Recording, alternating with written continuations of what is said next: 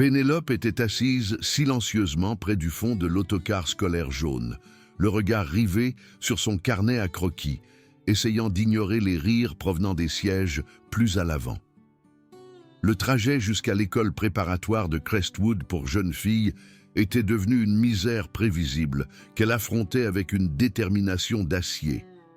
Sa plus proche confidente, Béatrice, était assise tout près, jetant de temps en temps un regard inquiet vers le trio qui semblait se délecter à rendre leur journée horrible. Derrière elle, Géraldine tenait court comme une véritable monarque.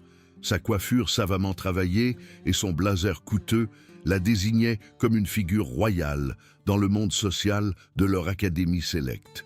La fortune de son père s'étendait à tous les aspects de l'école, garantissant que Géraldine ne subirait jamais les conséquences de son comportement. À côté d'elle était assise Cécile, son acolyte dévouée, qui approuvait tout ce qu'elle disait, et derrière elle, Bérangère, la troisième membre de leur groupe d'élite, qui semblait souvent mal à l'aise face à leurs actions, mais ne disait rien. « Regardez la petite lapine timide », dit Géraldine assez fort pour que Pénélope l'entende, toujours en train de dessiner dans ce stupide petit livre. Sa voix contenait la méchanceté particulière que seules les jeunes femmes pouvaient produire, faite pour blesser profondément tout en étant difficile à punir. Les doigts de Pénélope serrèrent son crayon plus fort, mais elle refusa de laisser Géraldine voir sa réaction. Elle avait réalisé très tôt, lors de son séjour à Crestwood, que riposter ne faisait qu'empirer les choses. Les responsables de l'école semblaient ignorer les agissements de Géraldine, ou peut-être choisissaient-ils simplement de les ignorer en raison des importants dons de sa famille à l'école. L'autocar cahota en s'arrêtant et Géraldine se leva rapidement, renversant exprès son soda sur le chemisier blanc immaculé de Béatrice. La boisson froide traversa le tissu, le tachant de violet et faisant halter Béatrice. « Oh mon Dieu, je suis tellement désolée !» dit Géraldine avec une fausse gentillesse, sa voix remplie d'une fausse inquiétude. « Quelle maladroite je suis !» Elle utilisa ce désagrément pour descendre de l'autocar inaperçu, rejoignant son amoureux secret, François, à la friterie de l'autre côté de la rue. Sa famille stricte interdisait leur relation, rendant ces moments volés excitants et risqués. À l'école, Béatrice essaya frénétiquement de nettoyer la marque de son chemisier, mais il était trop tard. Ce n'était pas la première fois que Géraldine s'en prenait à elle, et ce ne serait pas la dernière. Le miroir des toilettes montrait son visage en colère alors qu'elle frottait la tache tenace, sachant que sa mère serait contrariée par le chemisier ruiné. Pendant ce temps, Géraldine s'était changée en jean et t-shirt dans les toilettes de la friterie, son cœur battant la chamade de joie et d'appréhension. C'était la première fois qu'elle rencontrait François en personne après de nombreuses semaines de conversation sur le web. Elle avait soigneusement planifié cette ruse élaborée, profitant de l'absence d'un ami à l'école pour sécher ses propres cours. De retour à Crestwood, leur professeur d'anglais, Madame Dubois, fit entrer une nouvelle élève dans la classe. Séraphine entra avec une assurance qui la fit immédiatement se démarquer des autres. Son look unique et son attitude intrépide suscitèrent des vagues de curiosité dans toute la pièce. Elle ne semblait pas se soucier des règles sociales qui régissaient les autres, un trait qui attirait et effrayait à la fois. Pendant le déjeuner, Pénélope s'assit avec Béatrice à leur endroit habituel, toutes deux très conscientes des regards et des murmures des autres élèves. L'isolement social était peut-être encore pire que le harcèlement direct, leur donnant l'impression d'être constamment surveillés. Béatrice jouait avec sa nourriture, toujours triste de ce qui s'était passé ce matin, tandis que Pénélope essayait de la réconforter, même si elle-même était de plus en plus en colère. Ce soir-là, Pénélope téléphona à son copain, Samuel, espérant trouver un peu de réconfort dans leur jeune relation. Ils ne sortaient ensemble que depuis quelques semaines, mais sa présence dans sa vie lui apportait un rare moment de bonheur. Cependant, lorsqu'il l'appela en plaisantant une rat de bibliothèque pendant le rappel, le mot la piqua comme un coup de poing. C'était le même mot que Géraldine utilisait pour l'embêter tous les jours, et l'entendre de quelqu'un qu'elle aimait ressemblait à une trahison. Le lendemain apporta davantage d'humiliation.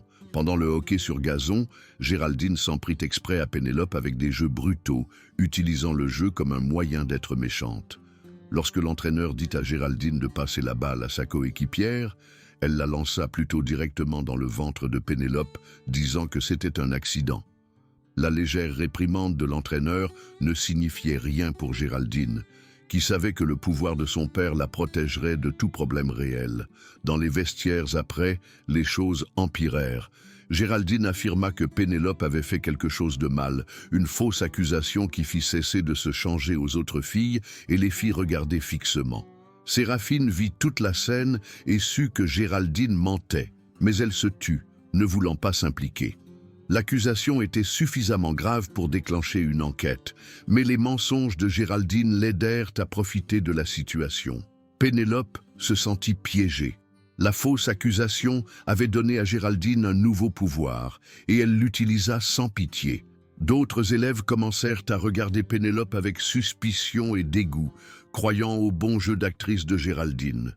L'isolement était total, et même certains professeurs la traitaient différemment à cause des fausses accusations. Incapable de supporter plus longtemps l'injustice, Pénélope fit un choix qui allait tout changer. Elle avait entendu Géraldine planifier une autre rencontre secrète avec François et elle vit un moyen de se venger.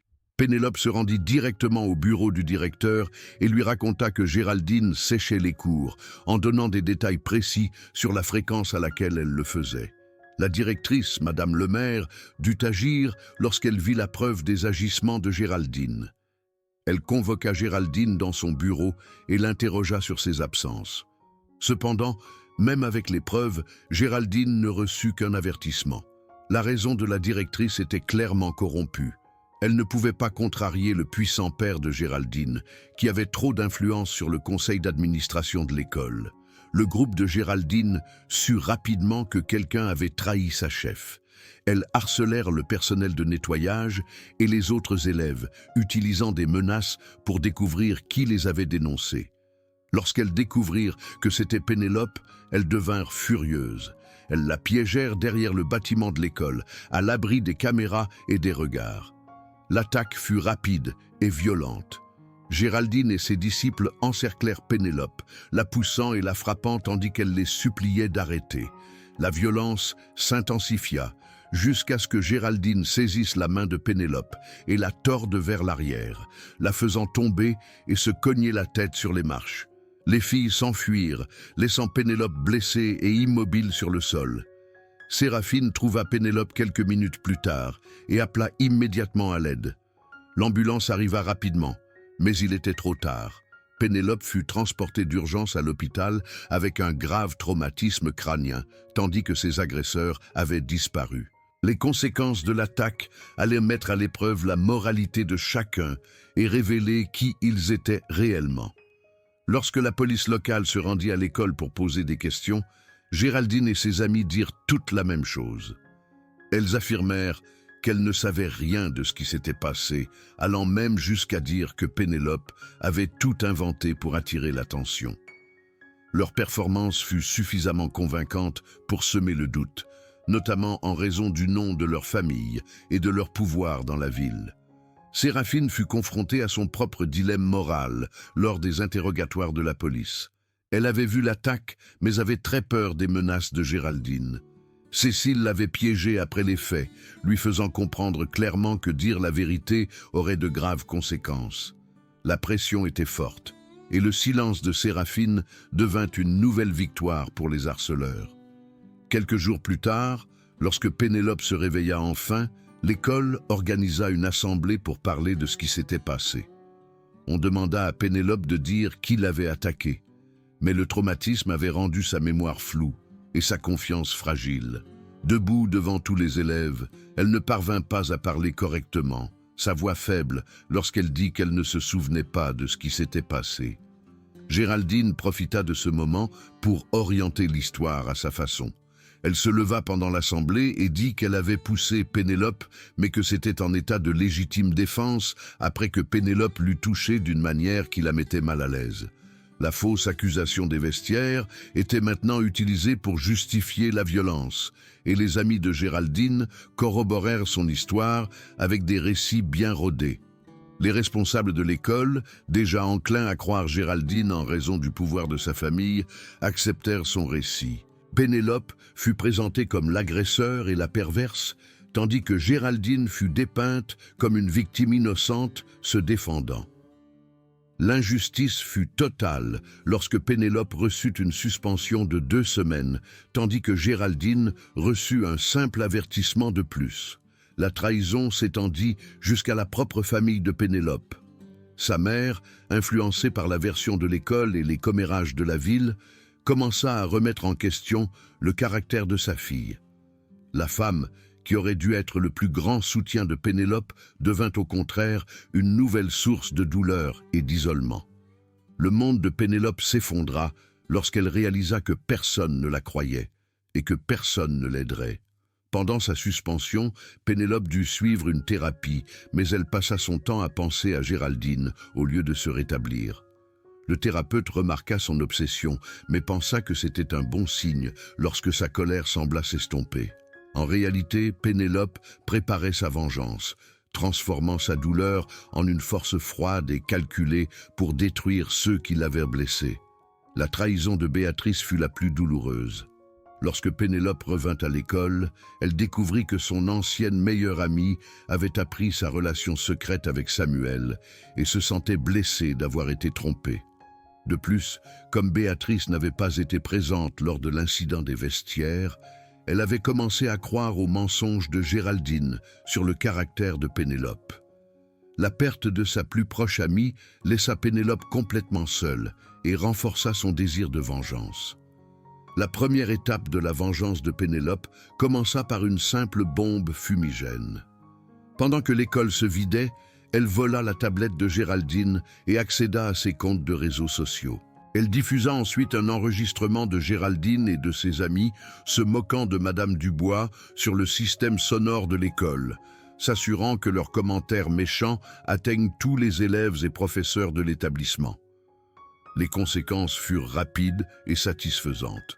Géraldine, Cécile et Bérangère se retrouvèrent dans le bureau de Madame Dubois, incapables de se sortir de cette situation avec des mensonges face aux preuves. Leur punition consista à nettoyer les toilettes et à être exclus de tous les sports, mettant ainsi fin à leur chance de rejoindre la populaire équipe de Pom Pom Girls sur laquelle elles comptaient. Les voir nettoyer les toilettes en uniforme de travail, tandis que les autres élèves riaient, fut le premier avant-goût de vengeance que Pénélope ressentit.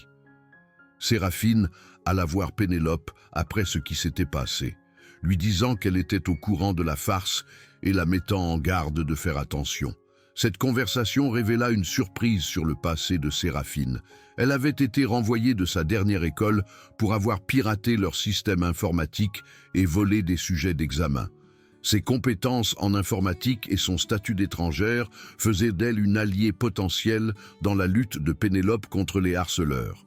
La conférence anti-harcèlement qui suivit offrit une nouvelle occasion d'humiliation. Lorsque Madame Dubois choisit Géraldine pour incarner une victime dans la saïnette, Séraphine proposa de jouer le rôle du harceleur. Son jeu d'actrice fut si convaincant et méchant que Géraldine resta bouche bée et embarrassée devant toute l'école. Les rôles avaient été inversés et la position forte de Géraldine commença à se fissurer.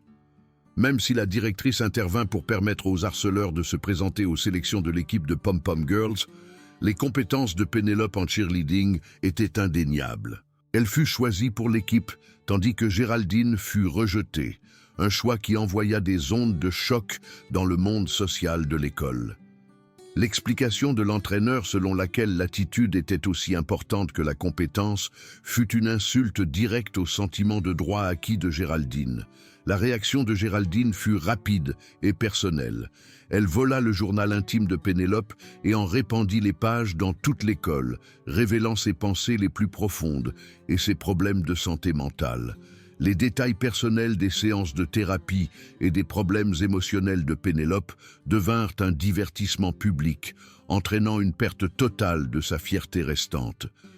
L'incident du journal intime poussa Pénélope à son point de rupture. Elle pensa à changer d'école, prête à abandonner sa vengeance si cela signifiait échapper à l'humiliation constante. Mais Séraphine et Béatrice, qui avaient commencé à entrevoir la vérité sur le caractère de Géraldine, la convainquirent de rester et de se battre. Elles lui dirent que Géraldine et Cécile prévoyaient de s'éclipser pendant le voyage scolaire à venir, offrant ainsi l'occasion idéale pour la prochaine étape de leur vengeance. Pendant ce temps, les conséquences des actions passées de Pénélope devenaient claires. Bérengère, qui avait été prise au piège dans le stratagème du faux amoureux, rencontrait des difficultés à cause des conséquences. La réaction de sa famille stricte face aux photos compromettantes avait été violente, et elle avait été retirée de l'école en disgrâce. La fille, qui avait autrefois fait partie du groupe populaire, était désormais une paria, sa réputation ruinée par une simple photo modifiée. Le voyage scolaire au chalet au bord du lac offrit le décor de la dernière étape de la vengeance de Pénélope. Elle avait soigneusement planifié l'attribution des chambres de Séraphine pour surveiller Géraldine et Cécile, même si Séraphine n'était pas sûre de la dangerosité de leur plan. La tension entre les amis augmentait à mesure que les implications morales de leurs actions devenaient plus claires. Au chalet au bord du lac, un événement inattendu se produisit qui compliqua les plans de Pénélope. Lorsqu'un homme plus âgé importuna Séraphine à la boutique de souvenirs, Géraldine prit rapidement sa défense, révélant une facette de sa personnalité différente de sa méchanceté habituelle. Cet acte de véritable gentillesse amena Séraphine à remettre en question leur plan de vengeance et à se demander si Géraldine était entièrement mauvaise. La complexité de la nature humaine devint évidente au fil du voyage. La protection de Séraphine par Géraldine et son inquiétude réelle pour sa sécurité rendirent le plan de vengeance moins satisfaisant. Séraphine commença à plaider pour une approche différente, suggérant de parler directement à Géraldine au lieu de poursuivre leur stratagème nuisible. La réaction de Pénélope face au changement d'avis de Séraphine fut dure et révéla sa véritable nature. Elle exclut Séraphine de leur groupe, prête à mener sa vengeance à bien seule. L'isolement qui lui avait autrefois été imposé était désormais son propre choix, car elle repoussait tous ceux qui remettaient en question ses méthodes. La victime était devenue le bourreau, perpétuant le cycle de la douleur et de la vengeance. L'événement au club de danse qui suivit fut une leçon de maître en matière de manipulation et de compromis moral. L'information de Pénélope aux accompagnateurs concernant les élèves absents mit tout le monde en danger, y compris Séraphine qui avait rejoint à contre-cœur le groupe de Géraldine. Les conséquences de cette trahison dépassèrent largement leur groupe, affectant des innocents et créant de nouvelles victimes. Cécile subit les pires conséquences de l'événement au club. Sa vie familiale abusive signifiait que le fait d'être surprise dehors, la nuit, entraînait des violences physiques de la part de son père alcoolique. Les ecchymoses qu'elle portait à l'école étaient un signe évident des conséquences réelles de leur jeune drame. Pourtant, Pénélope ne ressentit aucun regret, considérant la souffrance de Cécile comme une juste rétribution pour des années de tourments. La dernière étape de la vengeance de Pénélope visait directement Géraldine, utilisant sa relation secrète comme une arme. Pénélope avait recueilli des informations détaillées sur l'amoureux de Géraldine, François, y compris son adresse et ses habitudes quotidiennes. Lorsque Géraldine planifia une autre rencontre secrète, Pénélope y vit l'occasion de détruire complètement son ennemi. La complexité de la vie familiale de Géraldine devint claire au fur et à mesure que le plan avançait. Les méthodes autoritaires et le tempérament violent du frère aîné, Henri, étaient bien connus au sein de la famille, mais son autorité était incontestée. La relation de Géraldine avec François n'était pas seulement interdite, elle était réellement dangereuse en raison des valeurs strictes de sa famille et du tempérament colérique d'Henri. Le choix de Pénélope de révéler à Henri l'endroit où se trouvait Géraldine fut le point de non-retour. Même si Séraphine, Béatrice et même Cécile la supplièrent de reconsidérer sa décision, Pénélope envoya les informations qui mettraient Géraldine en danger. La vengeance qui avait commencé par des farces et des humiliations avait pris une ampleur potentiellement mortelle. La confrontation à la maison de François fut rapide et effrayante. La découverte de la relation de sa sœur par Henri déclencha une rage qui dépassa la discipline familiale normale. La batte de baseball qu'il avait dans sa voiture devint un instrument de meurtre potentiel lorsqu'il la pointa sur Géraldine, qui ne pouvait que supplier pour sa vie pendant qu'il décidait de son sort. Le fait que François soit en réalité le fils de la directrice, Madame Lemaire, ajouta une nouvelle couche de complexité à la situation. La corruption et le favoritisme qui avaient protégé Géraldine tout au long de sa carrière scolaire étaient en partie dus au fait que la directrice voulait protéger sa propre famille du scandale. Le réseau de relations et de liens cachés qui régissait leur monde était plus compliqué que quiconque ne l'avait imaginé. Après sa vengeance réussie, Pénélope traversa les couloirs de l'école avec un sentiment de satisfaction totale. Elle avait systématiquement détruit chacun de ses bourreaux, utilisant leurs propres armes contre eux. Les manipulations mentales, l'isolement social et la destruction de réputation qui avaient autrefois été utilisées contre elle étaient désormais des outils dans sa main.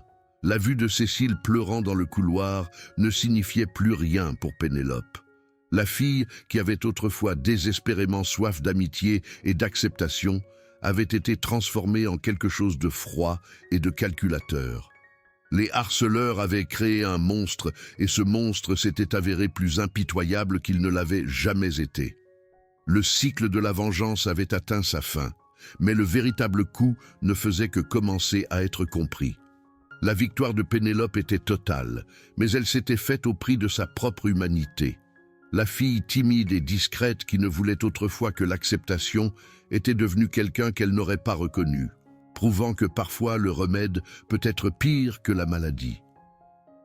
Les couloirs de l'école, qui avaient autrefois résonné des souffrances de Pénélope, étaient maintenant témoins de son triomphe. Mais en gagnant sa lutte contre les harceleurs, elle avait perdu quelque chose de bien plus précieux, son innocence, sa gentillesse et sa capacité à voir au-delà des ténèbres qui avaient envahi son monde. La vengeance était complète, mais la véritable tragédie ne faisait que commencer.